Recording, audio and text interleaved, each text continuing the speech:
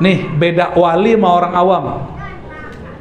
Wali Allah jika bermimpi atau berkoneksi secara rohani, itu bisa dialog dia. Tapi kalau orang awam mimpi ketemu Nabi aja bingung.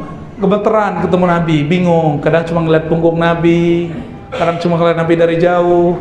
Nabi menghibur orang yang dia sedih karena orang tuanya masuk neraka. Sekarang si Dajjal kecil ini, Dajjal itu yang ngomong begitu, Dajjal teri. Nabi menghibur orang supaya jangan sedih. Ini dia malah ngata-ngatain orang tua Nabi.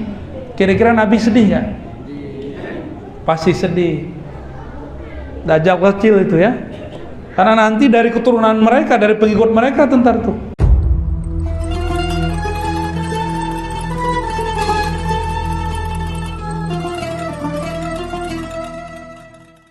Nih, beda wali sama orang awam. Wali Allah jika bermimpi atau berkoneksi secara rohani, itu bisa dialog dia. Tapi kalau orang awam mimpi ketemu Nabi aja bingung. Kebetulan ketemu Nabi, bingung. Kadang cuma ngeliat punggung Nabi, kadang cuma ngeliat Nabi dari jauh. Ya. Beda dengan para aulia Allah Subhanahu wa ta'ala. Jujur nih, di antara kita nih siapa yang hafiz, oke, boleh. Oh, khatam kutubus sittah boleh. Ini kan dekat dari sunnah nih. Khatam kutubus sittah kan itu. Udah ketemu Nabi belum? Belum tuh.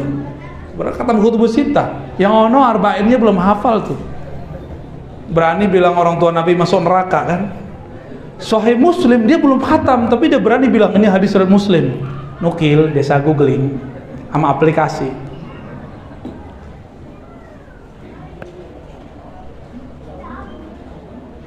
Gimana kira-kira? Kira-kira Aminah itu siapa? Kok dia bisa ketemu Jibril? Kok dia bisa ketemu ruh-ruh para nabi? Kira-kira Aminah siapa? Orang biasa apa wali? Hah? Orang biasa apa wali? Ini kajian bid'ah loh ya. Hah? Karena versi yang kami temukan, Sayyidah Aminah lah awwalu mu'minatin amanat binubuwwati Sayyidina Muhammad sallallahu alaihi wasallam. Mukmin pertama yang percaya kepada nubuat Nabi Muhammad sallallahu alaihi wasallam. Beliau pertama kali. Dari mana kita tahu? Suatu kali Halimah Sa'diyah datang tiba-tiba, nggak ada kabar, datang bawa Nabi Muhammad sallallahu alaihi wasallam. Dipulangkan ke Mekah. Tiba-tiba Halimah mengatakan, wahai saudaraku Aminah, anakmu ini aneh, bikin aku jantungan. Tapi kami senang, cuma jantungan. Bertanya Aminah, ada apa wahai saudaraku Halimah? Dijawab oleh Halimah, kemarin sore anakku main-main dengan Muhammad. Ya. Ketika bermain, tiba-tiba Nabi Muhammad SAW mengatakan, hai saudaraku, kamu punya makanan nggak? Jemput pulang. Jemputlah pulang. Waktu balik, belum mendekat, terlihat Nabi Muhammad SAW sedang dibedah oleh dua orang dadanya, dikeluarin jantungnya. Kira-kira kita kalau ngelihat orang begitu gimana? Panik kan? Maka saudara susunya lari kabur melapor ke ibunya Halimah Sa'diyah. Ya ummi, ya amah, wahai ibuku, saudaraku, kutila Muhammad dibunuh orang. Muhammad dicongkel dadanya sama orang, disembelih sama orang. Panik gak tuh? Oh panik. Bukan anak dia sendiri, anak susunya dititipkan orang. Kayaknya dia udah mulai masuk ke Aceh loh ya. Orang itu diusir pak. Pokoknya bapak ikut ngusir nih. Antum gimana perasaannya? Babeh kita, orang tua kita, ayah kita dibilang masuk neraka. Diapain tuh orang? Giling aja. Gorok antum ganas sekali tuh. Ini ayahanda Rasulullah. Dan aneh, ini orang nggak ngerti. Nabi itu sedang menghibur orang yang sedih disebut orang tuanya masuk neraka. Itu nggak paham kan dia? Nabi menghibur orang yang dia sedih karena orang tuanya masuk neraka. Sekarang si Dajjal kecil ini, Dajjal itu yang ngomong begitu, Dajjal teri. Nabi menghibur orang supaya jangan sedih.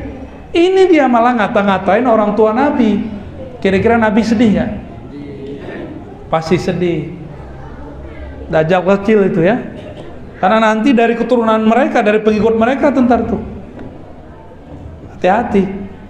Mereka udah nggak respect sama keluarga Nabi. Berarti nggak respect juga sama keturunan Nabi. Coba ntar lihat. Mereka nggak senang sama Habib, Sayyid, Syarif, Syarifah. Nggak ada respect sama sekali. Ya, jamaah yang makan Allah, kok jadi panas gini ya? Tapi antum mulai aware ya, bahwa Sayyidah Aminah bukan orang sembarangan. Ya, ini belum ditulis dalam buku-buku sejarah. Penyataan seperti ini ditulis Sayyidah Aminah ketemu, tapi tidak dibuat kaedahnya bahwa yang dapat mengakses ketemu malaikat Jibril, malaikat Mikail, ketemu ruh-ruh para nabi, bisa berkoneksi dengan mereka, bisa komunikasi dengan mereka, itu hanya wali Allah. Karena doktor aja belum tentu, magister belum tentu, apalagi cuma sarjana alam gaib. Samping saya ini SAG nih, sarjana alam gaib, tapi ada MM-nya. Jangan-jangan depan banyak SAG lagi, maaf ya. Kenapa kita yang doktor, yang LC, yang MA, yang sarjana tidak mimpi ketemu Nabi? Kenapa? Karena emang gak ada hubungannya dokter dengan mimpi ketemu Nabi. Ya, gak ada urusannya. Kita sekolah ngurus otak, gak ngurus kolbu. Jadi wajar kalau ada dokter belagu, wajar kalau ada sarjana alam gaib songong tuh aja, lulusan Ciputat LC. Ini masih Ciputat kan ini? Apa tuh Ciptim? Ciputat Timur. Wah bid'ah bener tuh. Nih kita nih LC nih, lulusan Ciputat. Kalau saya LC beneran. Beneran serius, tanya tuh mana anak tuh. Yang lebih benar tuh belakang tuh ya, itu LC-nya Madinah tuh.